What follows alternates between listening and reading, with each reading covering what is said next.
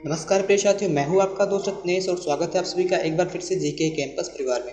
आज इस वीडियो में हम लोग भूगोल के एक और महत्वपूर्ण टॉपिक को कवर करने जा रहे हैं, जिसका नाम है दोस्तों ज्वालामुखी वॉल्केनोज। आज इस वीडियो के माध्यम से हम ज्वालामुखी और उनसे जुड़े कुछ फैक्ट्स के बारे में डिस्कस करेंगे। बाद में हम विश्व व भारत के कुछ प्रमुख ज्वालामुखियों के बारे में भी डिस्कस करेंगे। फ्रेंड्स, इस वीडियो की जो PDF होगी वो आपको टेलीग्राम चैनल पर दे दी जाएगी, जिसके लिंक डिस्क्रिप्शन बॉक्स और कमेंट बॉक्स दोनों जगह दे दी जाएगी। चलिए दोस्तों, स्टार्ट करते हैं वॉल्केनो यानी कि ज्वालामुखी। दोस्तों, आगे हम चर्चा करते हैं। ज्वालामुखी पृथ्वी पर वह प्राकृतिक छेद या दरार है जिससे होकर पृथ्वी के अंदर का पिघला पदार्थ, गैस, भाप, राख इत्यादि बाहर निकलते हैं। अब दोस्तों, हम क्रेटर की बात करें तो यहाँ पे एक गड्ढा दिख रहा होगा आपको। ये आपको एक गड्ढा दिख रहा होगा गोल सा ऊपर पृथ्वी ज्वालामुखी के ऊपर, इसे कहते हैं दोस्तों हम क्रेटर। ज्वालामुखी क्रेटर जमीन के एक गोल आकार का गड्ढा होता है जो किसी ज्वालामुखी के फटने से बन जाता है। आमतौर से इस गड्ढे का फर्श समतल होता है और उसमें एक छेद से पिघले पदार्थ, गैस या फिर जो अन्य ज्वालामुखीय पदार्थ होते हैं वो बाहर निकलते हैं। अगर दोस्तों लावा की बात करें तो पृथ्वी के अंदर का जो पिघला पदार्थ है जो ज्वालामुखी से बाहर निकलता है उसे भूराल या लावा कहते हैं। अब दोस्तों हम बात करें अगर ये पृथ्वी के अंदर पिघला पदार्थ होता क्या है, तो हमने एक बार बात की है पृथ्वी की आंतरिक संरचना वाली वीडियो में, पूरी की पूरी वीडियो में हमने इसकी एक डीपली डिस्कशन किया है कि ये स्थिनोस्फीयर या दुर्बलता मंडल होता क्या है, जहाँ पे ये पूरी की पूरी मैग्मा यानी कि लावा जो मैग्मा चैम्बर होता है वो भरा होता है। आइए एक बार फिर से समझते हैं थोड़े से ग्राफिकल मोड में।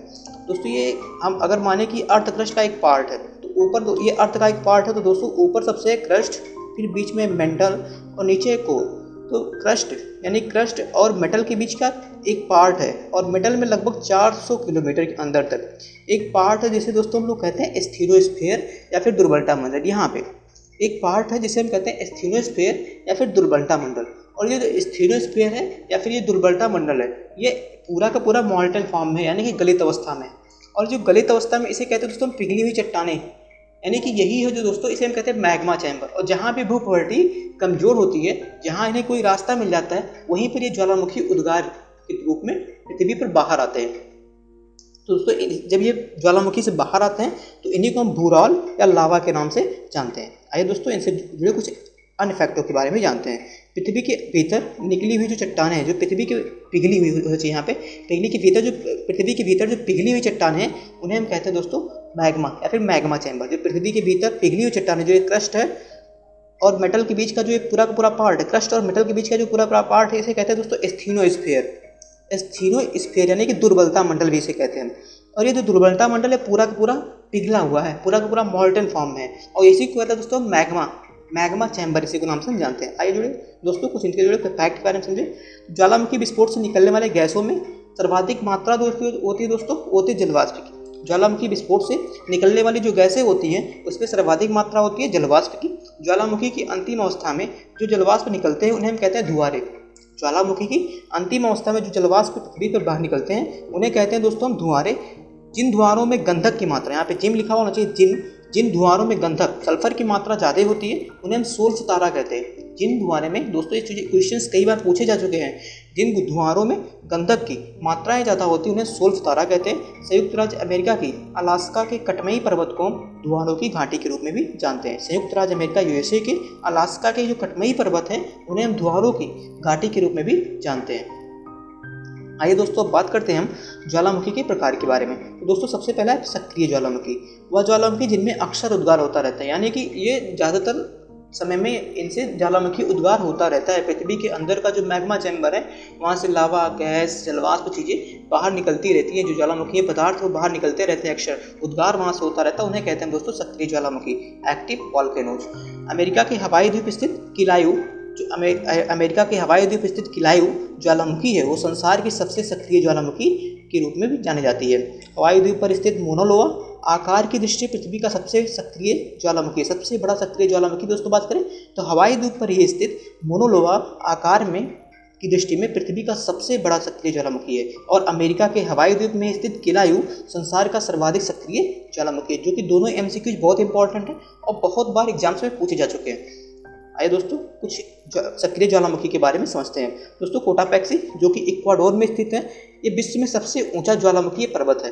कोटापैक्सी जो कि इक्वाडोर में स्थित है और विश्व में सबसे ऊंचा ज्वालामुखी पर्वत है और ये भी एक सक्रिय ज्वालामुखी है। इसी तरीके से दोस्तों बात करें हम ओजस डेल सलाडो अर्जेंटीना और चिली बॉर्डर पे, दक्षिण अमेरिका के अर्जेंटीना और चिली बॉर्डर पर स्थित है ओजस डेल सलाडो एंडीज पर्वतमाला पर स्थित है। विश्व में सबसे ऊंचाई वाले स्थित अगर सक्रिय ज्वालामुखी की बात करें दोस्तों तो ओजस डेल सलाडो विश्व में सबसे ऊंचाई पर स्थित सक्रिय ज्वालामुखी है। हवाई द्वीप में मोना लोवा आकार की दृष्टि से पृथ्वी पर सबसे बड़ा सक्रिय ज्वालामुखी है। अमेरिका में स्थित किलायू संसार में सर्वाधिक सक्रिय ज्वालामुखी है। इसी तरीके से दोस्तों ओजस डेल सलाडो जो अर्जेंटीना से चिली बॉर्डर यानी कि दक्षिणी अमेरिका में एंडीज पर्वतमाला श्रृंखला पर उपस्थित है। अर्जेंटीना और चिली बॉर्डर पर विश्व में सबसे ऊंचाई पर सक्रिय स्थित ज्वालामुखी ओजस डेल सलाडो। स्ट्रोम्बोली को दोस्तों कहा जाता है भूमध्य सागर का प्रकाश स्तंभ, मेडिटेरियन सी का प्रकाश स्तंभ कहा जाता है दोस्तों स्ट्रोम्बोली ज्वालामुखी को, जो कि एक सक्रिय ज्वालामुखी है। अब दोस्तों बात करते हैं प्रासुप्त ज्वालामुखी।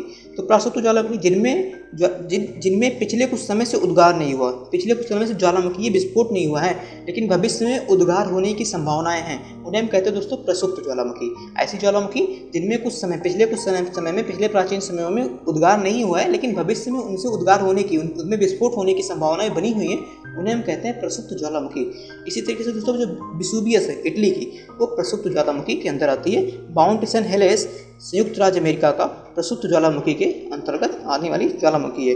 इटली का विसुवियस ज्वालामुखी कई वर्षों तक प्रसुप्त रहने के पश्चात वर्ष 1931 में अचानक फूट पड़ा। इटली का विसुवियस ज्वालामुखी कई वर्षों तक प्रसुप्त रहने के पश्चात वर्ष 1931 में अचानक फूट पड़ा। अगर दोस्तों बात करें मृत ज्वालामुखी की, तो वे ज्वालामुखी जिनमें प्राचीन समय में कभी उद्गार नहीं हुआ लेकिन आगे उद्गार संभावनाएं हैं भी नहीं, ऐसी ज्वालामुखी जिनमें प्राचीन समय में कभी उद्गार नहीं हुआ और आगे ना तो उद्गार होने की संभावनाएं हैं, उन्हें हम कहते हैं दोस्तों मृत ज्वालामुखी। एकांकागुआ दक्षिण अमेरिका एंडीज पर्वत पर स्थित विश्व में सबसे ऊंचाई पर स्थित शांत यानी मृत ज्वालामुखी है। एकांकागुआ जो कि दक्षिणी अमेरिका के एंडीज पर्वत पर स्थित है और विश्व में सबसे ऊंचाई पर स्थित शांत ज्वालामुखी है यानी कि मृत ज्वालामुखी है। इसी तरीके से दोस्तों को सुल्तान जो कि पाकिस्तान में स्थित है एक मृत ज्वालामुखी है। दामबंद जो कि ईरान में स्थित है एक मृत ज्वालामुखी है। पोपा जो कि म्यांमार में स्थित है एक दोस्तों मृत ज्वालामुखी है। किलिमंजारो अमेरिका में स्थित मृत ज्वालामुखी है।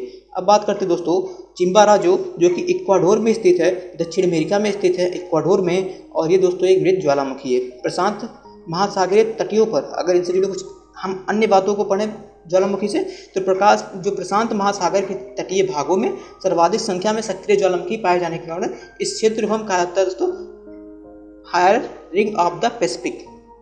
इस क्षेत्र को अग्निवलय नाम से जानते हैं। जो प्रकाश महासागरीय तट हैं, तटीय भाग है, उनको दोस्तों हम अग्निवलय के नाम से भी जानते हैं यानी कि fire ring of the Pacific के नाम से भी जाना जाता है। अमेरिका तथा एशिया महाद्वीपों के तटों पर सर्वाधिक अधिक ज्वालामुखी पाई जाती है। अगर दोस्तों भारत की बात करें तो भारत में 2 ज्वालामुखी अंडमान निकोबार में स्थित है, नारकोंडम में प्रसुप्त ज्वालामुखी स्थित है, और दोस्तों भारत में एकमात्र सक्रिय ज्वालामुखी बैरन में स्थित है।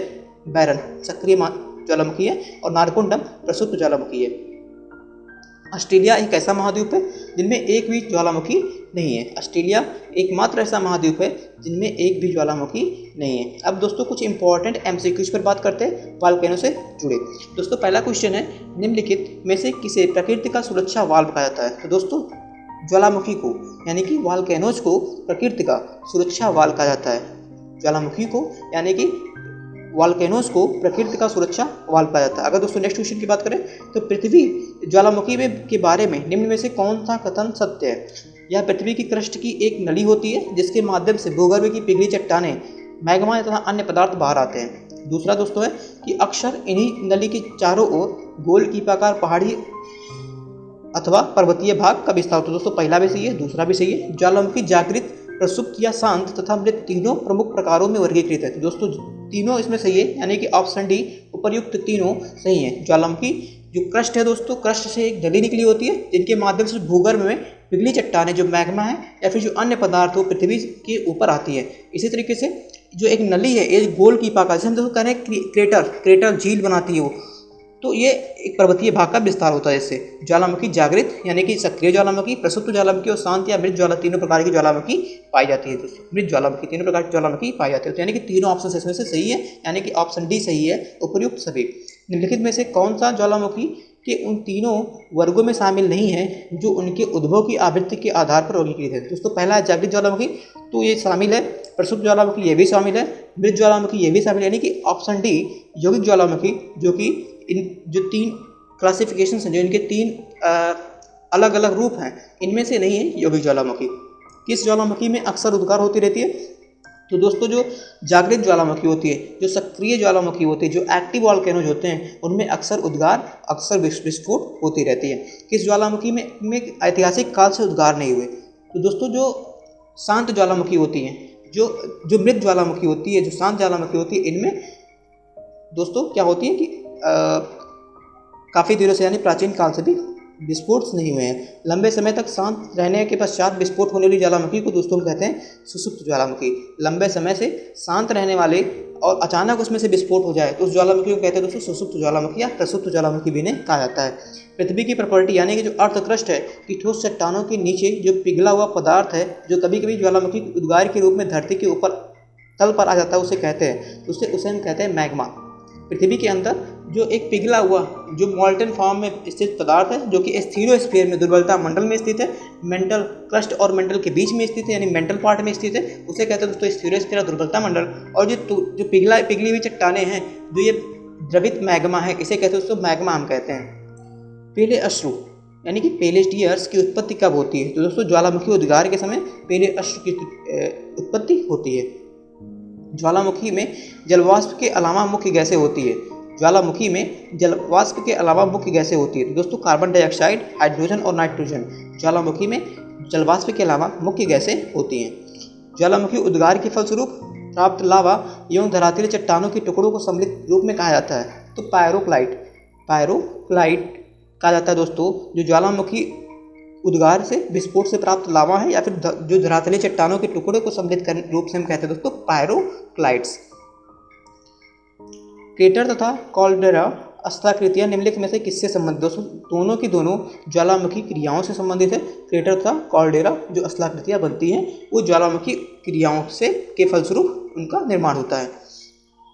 निम्नलिखित में से कौन सी अस्ताकृतियां ज्वालामुखी क्रिया से संबंधित नहीं है? तो दोस्तों क्रेटर भी सही है, कॉल्डेरा भी सही है, और अगर हम सी की बात करें तो ग्लेशियर यहाँ पे ये भी बनते हैं उनसे, लेकिन फियोर्ड तट जो होते हैं वो ज्वालामुखी उद्गार से नहीं बनते, यानी कि ज्वालामुखी क्रियाओं से संबंधित नहीं है फियोर्ड।